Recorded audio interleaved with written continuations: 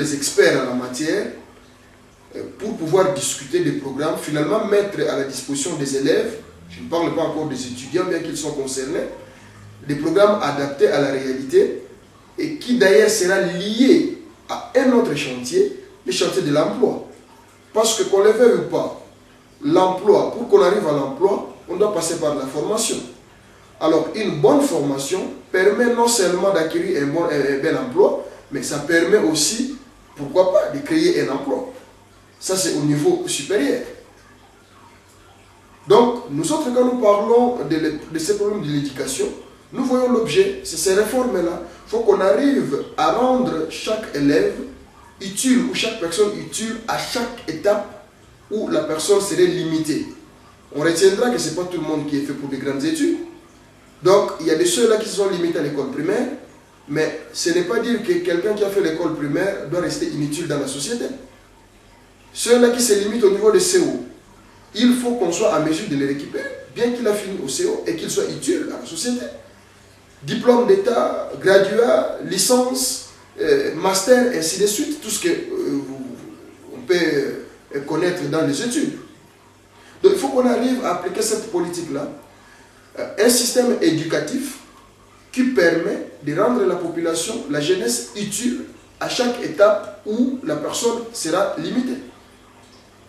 Et faire donner une formation qui permet à la personne, une fois finie sa formation, de ne pas traîner. Cela nous aidera à faire l'équilibre entre le chômage et l'emploi. C'est-à-dire que ça va nous aider à écraser, à diminuer le chômage dans notre pays, à occuper des gens. Et cela permettra, il y aura beaucoup de dérivés, entre autres les problèmes de Koulouna, le banditisme, les enfants soldats, tout ce que nous connaissons. Voilà la ligne. Eh bien, l'autre grand chantier qui suit, c'est la création des emplois. Eh bien, moi je crois que cela est lié. Comme je l'ai dit tout à l'heure, parlant de l'éducation,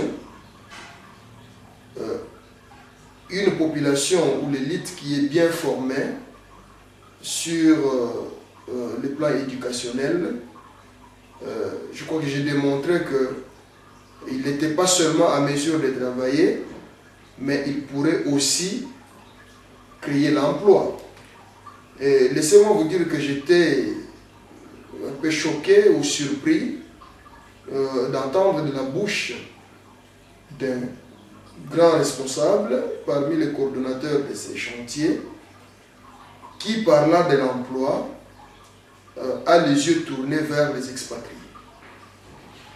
Eh bien, ça m'a tourné un peu la tête. Parce que je me dis, moi, que l'emploi, normalement, devait se créer au niveau national ou au niveau local par la mise en place d'une bonne politique de l'éducation. Les universités, c'est vrai, ce sont des lieux de savoir. Les écoles, ce sont des lieux de connaissance, tout ce que nous pouvons dire. Moi, je les considère comme des véritables laboratoires, surtout les universités. C'est là où j'insiste sur une bonne politique de l'éducation, permettant réellement de rendre nos universités des vrais centres de recherche, des vrais laboratoires pour les pays.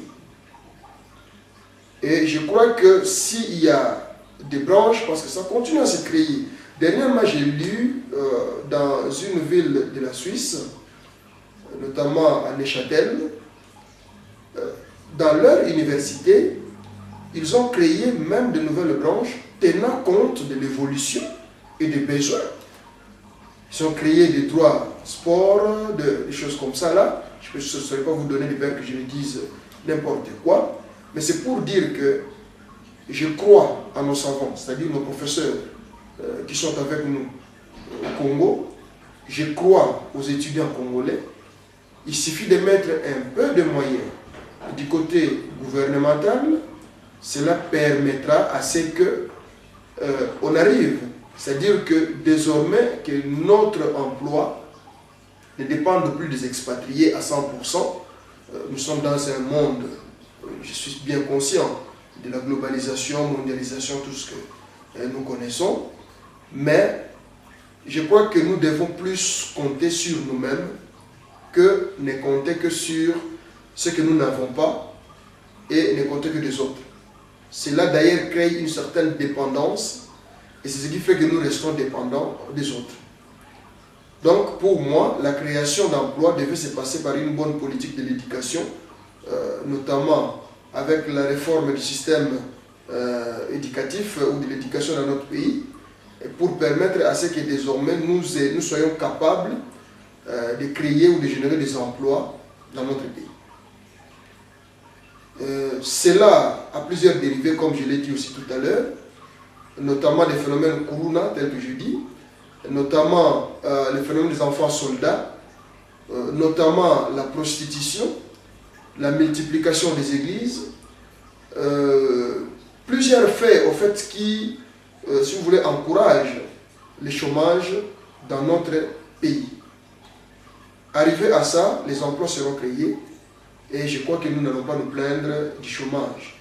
Et sachez-le qu'une fois les emplois sont créés, c'est-à-dire que quelque part c'est le PIB aussi qui augmente. Et parlant d'ailleurs de la création des emplois, je ne vois pas moi la création d'emplois de grandes industries ou des industries lourdes. Il faut aussi être réaliste et je reste toujours réaliste par rapport à la lignée que je suis en train de donner. Parlant de la création d'emplois, moi je vois plutôt la multiplication et la diversité de PME en RDC. Certains poseront la question, peut-être ce serait dans ma conclusion, et les routes où tu l'as mis, les infrastructures, et ainsi de suite, mais vous verrez que je suis dans une logique, et à la conclusion, je vous donnerai pourquoi. Je crois à la multiplication et à la création, voire la diversité des PME en RDC, à chaque niveau local, en rapport avec les besoins aussi locaux. Comme j'ai dit, c'est dans ce sens-là que nous arriverons à créer des emplois, et pas des emplois inutiles. Il ne faut pas faire la politique, une politique dans laquelle, qui vous permet de créer des choses que vous-même vous ne serez pas à mesure de consommer ou d'utiliser.